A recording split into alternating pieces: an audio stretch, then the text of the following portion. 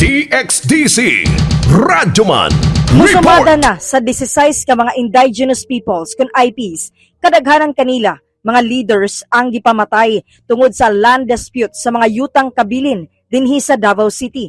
Base kini sa record sa National Commission on Indigenous People kun NCIP Davao, gibutyag ni Attorney Ronnie Bolotano, NCIP 11 Davao OIC Provincial Officer, sa interview sa DXDC, wala ni usa sa mga suspect sa mga kaso sa pagpamatay ang na-convict. Diin daghan niini unsolved kundi na-dismiss sa korte.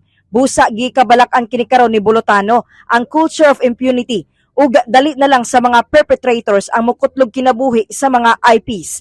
Nanawagan ang NCIP Davao og hustisya sa mga nadugang nga mga biktima nga sila Barangay Baganihan Kagawad Joel Siawan ug Dato Ernesto Matalam, Indigenous People Mandatory Representative kun IPMR. Manalang mo ang yun na proper na conduct sa investigation, and then mahalag dili lang siya hastily buhaton. Ang importante is matagan yung justisya ang kamatayon sa tunda kay Pilipinas.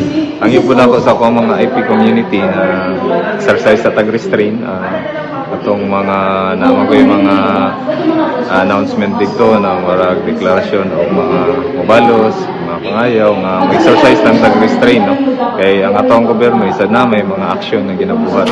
Sige niini nga magtagbo ang Task Force Yutang Kabilin nga gilangkuban sa Davao City Police Office, 27th Infantry Battalion, Department of Environment and Natural Resources kun DNR 11 ug NCIP sa pagbugna og mga solusyon kung dili man hingpit nga mawala apan mapugnan ang mga insidente tungod sa ancestral land conflicts. Kasama mo sa balita ug serbisyo publiko, reaching millions nationwide and worldwide for 70 years. Radyoman Amy Ginita, Tatak RMN.